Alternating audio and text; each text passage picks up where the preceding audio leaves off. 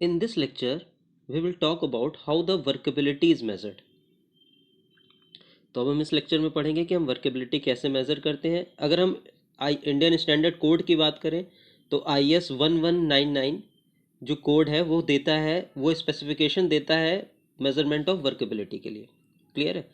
तो different test हैं जिससे हम वर्केबिलिटी मेज़र कर सकते हैं। तो हम one by one different test पढ़ेंगे। तो हम सबसे पहला जो टेस्ट आता है स्लम्प टेस्ट। ठीक है, तो स्लम्प टेस्ट जो होता है वो सबसे कॉमनली यूज टेस्ट है for the determination of workability. इस टेस्ट का इस्तेमाल हम लेबोरेटरी और फील्ड दोनों में कर सकते हैं। ठीक है, लेकिन आपको ये याद रखना है कि जो स्लम्प टेस्ट है वो उन कंक्रीट के लिए परफॉर्म किया जाता है जिनमें जो एग्रीगेट इस्तेमाल हो रहा है उनकी जो मैक्सिमम साइज हो वो 38 mm से क्या हो, कम हो। क्लियर है? तो स्लम्प टेस्ट क्या है? Slump test is the most commonly use test, most commonly used test for the determination of workability in field or in laboratory. This method is used for concrete in which the maximum size of aggregate should be less than 38 mm. Clear है? तो अगर हम बात करें कि क्या क्या apparatus use होते हैं स्लम्प टेस्ट में, तो अपैरेटस यूज होता है, मोल्ड होता है और एक टैंपिंग रॉड होती है। जो मोल्ड होता है उसका जो शेप होता है वो फ्रस्टम ऑफ कोन का शेप होता है। ठीक है, अब मैं इसका एलिवेटेड फॉर्म दिखा रहा हूँ। ये आपका एलिवेशन है उस मोल्ड का। ठीक है, ये आपका जो अपर डायमीटर है that is 100 mm, the bottom diameter is 200 mm and the height of the cone is 300 mm। अगर मैं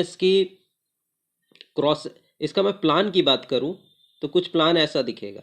ठीक है, ये आपका एक अपर सर्कल है और दिस इज द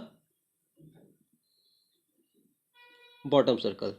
ठीक है, अपर जो आपका सर्कल है उसकी डायमीटर 100 mm है और जो बॉटम सर्कल है उसकी डायमीटर आपकी 200 mm है। क्लियर है?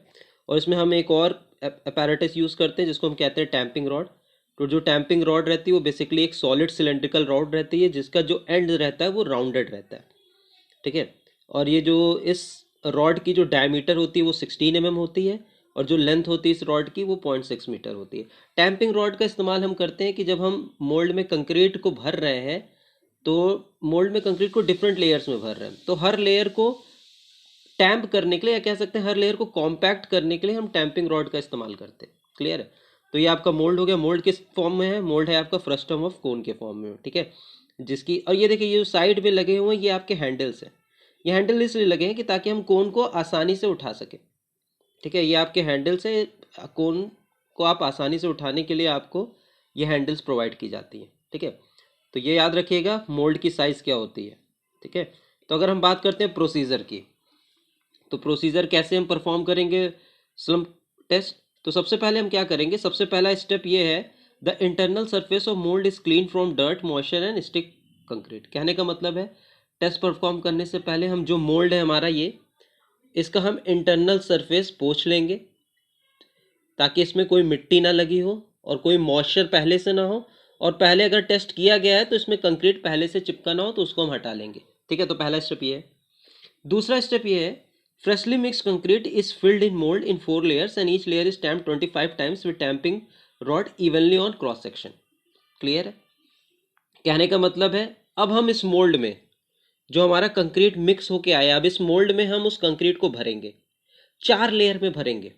ठीक है, कहने का मतलब है हम इस पूरे मोल्ड को 4 लेयर में, ठीक है, पूरे इस मोल्ड को कंक्रीट से 4 लेयर में भर देंगे।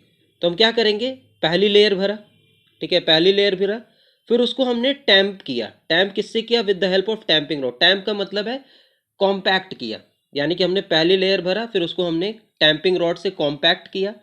और टैंपिंग रॉड से हम कितने नंबर ऑफ ब्लोज दे रहे हैं? 25 नंबर ऑफ ब्लोज। और हम जब ब्लोज देंगे तो हम एक ही जगह पे टैंप नहीं करेंगे, हम पूरे जो क्रॉस सेक्शन होगा उस पूरे क्रॉस सेक्शन पे इवनली डिस्ट्रीब्यूटेड करेंगे ब्लोज। तो फिर से मैं बता रहा हूँ कि हम क्या करेंगे, अब जो फ्रेशली मिक्स कंक्रीट है इस मोल्ड में भरेंगे, 4 लेयर में इस मोल्ड में भरेंगे। ठीक है, और हर लेयर को 25 टाइम्स टैंप करेंगे with the help of 20 tamping rod. और जो टैंप करेंगे या तो जो कॉम्पैक्ट कर रहे हैं या तो जो ब्लोज दे रहे हैं वो आपका कैसे करेंगे, वो इवनली डिस्ट्रीब्यूटेड होगा क्रॉस सेक्शन पे। ठीक है, तो ये हो गया। थर्ड स्टेप क्या होता है कि जब immediately after filling the cone, immediately after filling the cone is slowly lifted and the unsupported concrete will not subside.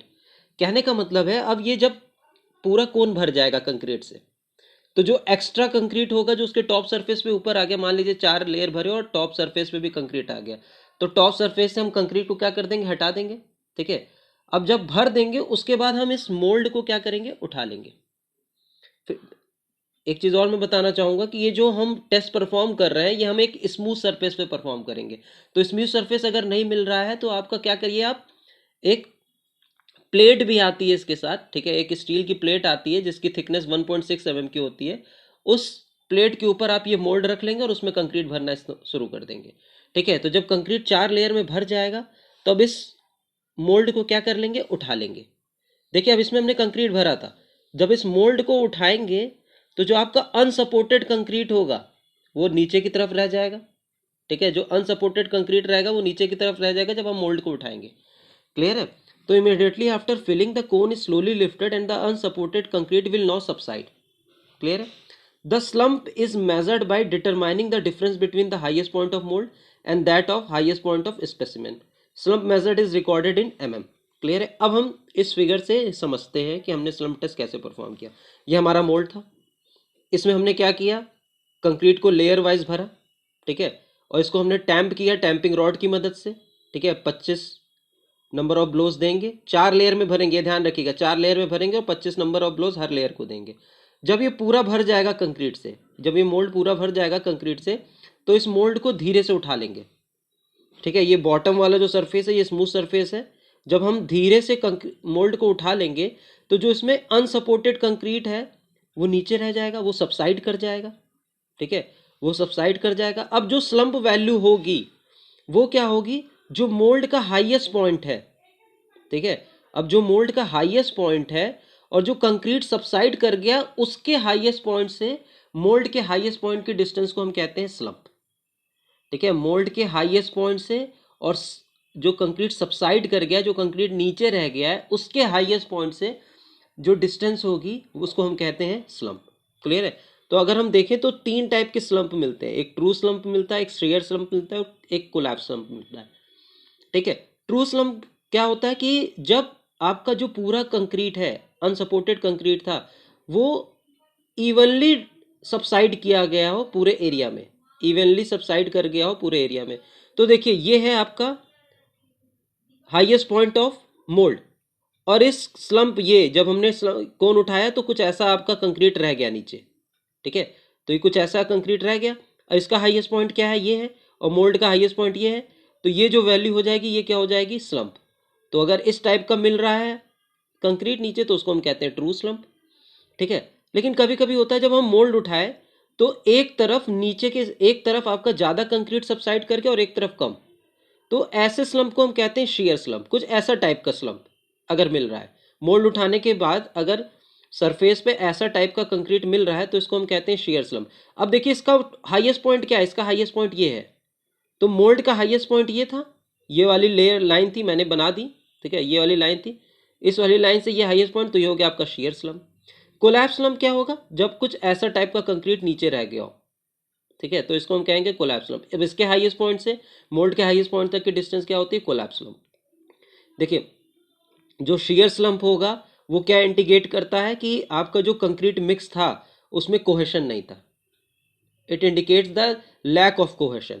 और अगर कोलैप्स स्लम्प आ रहा है तो उसका मतलब ये है कि दो जो मिक्स आपने बनाया वो बहुत ही ज़्यादा क्या है, वेट है। तो जो मोस्ट अप्रोप्रिएट कंडीशन है वो आपकी ट्रू स्लम्प की है। देखिए तीनों कंडीशन आपकी अलग अलग, ठीक है, अलग अलग प्रॉपर्टीज ऑफ कंक्रीट पे इन्फ्लुएंस करेगी, या तो कह सकते हैं अलग अलग टाइप के कंक्रीट के लिए तीनों टाइप के स्लम्प आपके देखे जाते हैं। ठीक है, लेकिन आपका जो शेयर स्लम्प है वो बेसिकली आपका लैक ऑफ कोहेशन शो कर रहा है। लैक ऑफ कोहेशन होने का मतलब ये है कि जो आपका मिक्स बन रहा है वो एक प्रकार का हेट्रोजीनियस मिक्सचर है। क्लियर है? तो उसमें हर पार्टिकल, यानी कि जो सीमेंट पेस्ट होगा वो सारे पार्टिकल को एक साथ बाइंड अप नहीं कर पाया।